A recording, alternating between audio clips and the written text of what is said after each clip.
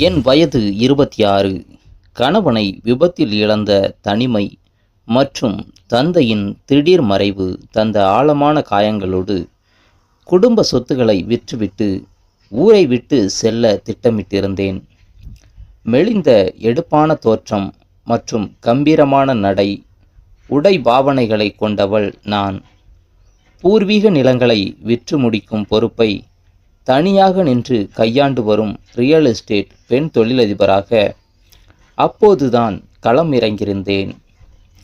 அப்படியான சூழ்நிலையில்தான் அந்த ஊருக்கு புதிதாக வந்து இறங்கினேன். என் கண்கள் எதையோ தேடும் ஏக்கத்தோடு இருந்தன. பாரம்பரியமான குடும்பத்தில் பிறந்து நகரத்தில் படித்து தந்தையின் மறைவுக்கு பிறகு சொந்த ஊரில் பூர்வீக நிலங்களை விற்றுவிட்டு வேறு ஊருக்கு செல்ல திட்டமிட்டிருந்தேன். நில விவகாரங்களில் ஆரம்பத்தில் எனக்கு பெரிய அனுபவம் இல்லை என்பதால் உள்ளூர் புரோக்கர் மூலமாக மாறனை சந்திக்க வேண்டிய கட்டாயம் ஏற்பட்டது. அந்த பகுதியின் செழிப்பான நிலங்களையும் புளிய மரத்து சாலைகளையும் தன் கட்டுப்பாட்டிற்குள் வைத்திருப்பது போல வலம் வருகிறான் மாறன். முரட்டுத்தனமான தோற்றமும் அதே சமயம் உள்ளூரில் எல்லோருடனும் அனுசரித்து போகும் இயல்பும் கொண்ட அவன் பல வருடங்களாக ரியல் எஸ்டேட் தொழிலில் கொடிகட்டி பரப்பவன். நில பத்திரங்களும் அளந்து குறிக்கும் சுண்ணக்கட்டிகளும் தான் அவனது உலகம். மாலை வேளை வெயில் சாய்ந்தாலும் செம்மண் பூமியின் வெப்பம் இன்னும் குறைந்திருக்கவில்லை. என் தோட்டத்தில் உள்ள பழைய பாழடைந்த கிணற்று பக்கத்தில் இருவரும் சந்தித்தோம். இது உங்க தாத்தா காலத்து சொத்து மேடம், ஆனால் பட்டாவில் சின்ன பிரச்சனை இருக்கு. அதை சரி பண்ணாம இதை யாராலும் விற்க முடியாது என்று மாறன் தனது கரகரப்பான குரலில் சொன்னான்.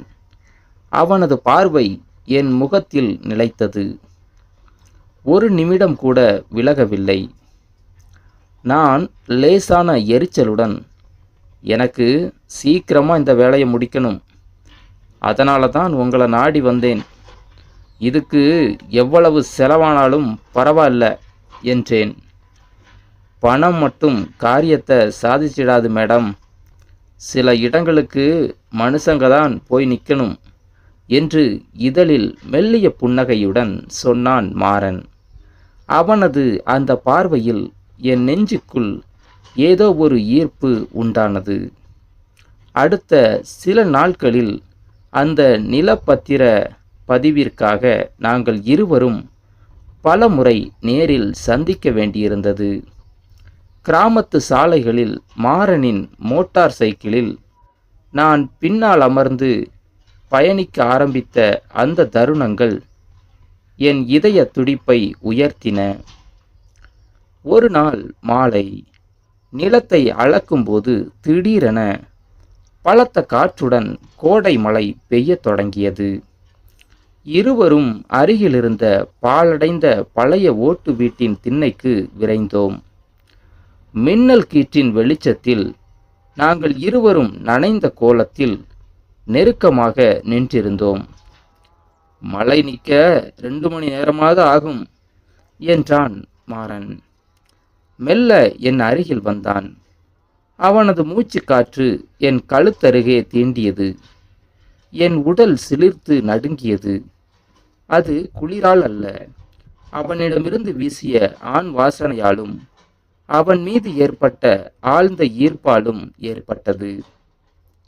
மாறன் மெல்ல தனது கரங்களை நீட்டி எனது நனைந்திருந்த முந்தானையை ஒதுக்கிவிட்டான்.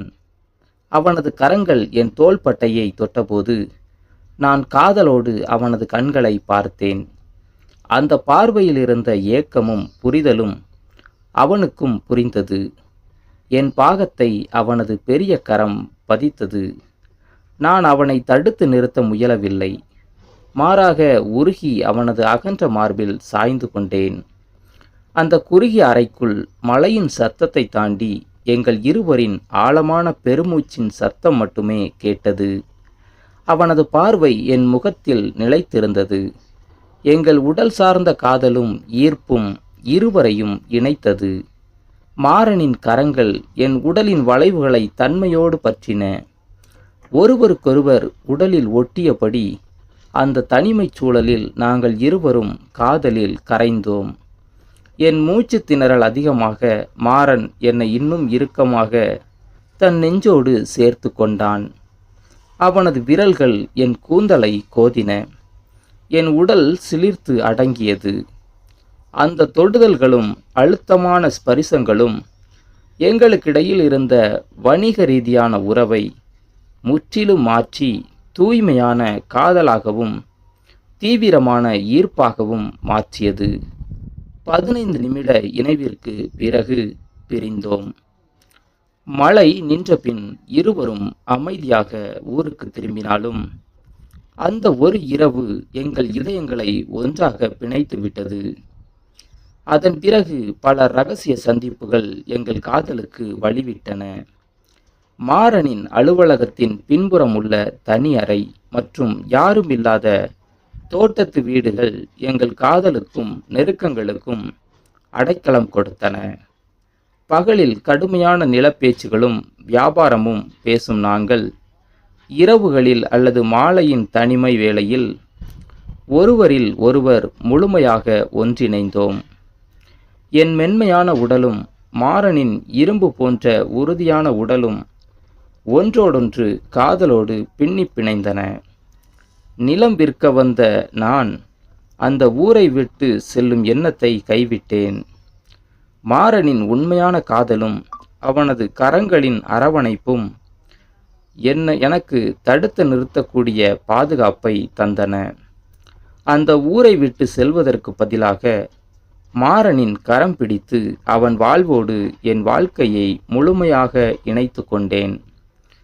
ரியல் எஸ்டேட் வியாபாரத்தில் தொடங்கிய எங்கள் பயணம் இன்று அழகானதொரு குடும்ப வாழ்க்கையாகவும் முடிவில்லா காதலாகவும் பரிணாமித்து எங்கள் வாழ்வை ஒளிமயமாக்கியது. இந்த ஸ்டோரி உங்களுக்கு பிடிச்சிருந்தா லைக் பண்ணுங்கள், கமெண்ட் பண்ணுங்கள். நம்ம சேனலை இதுவரைக்கும் சப்ஸ்கிரைப் பண்ணாமல் பார்த்துக்கிட்டு இருக்கிறவங்க கண்டிப்பாக மறக்காமல் சப்ஸ்கிரைப் பண்ணுங்கள்.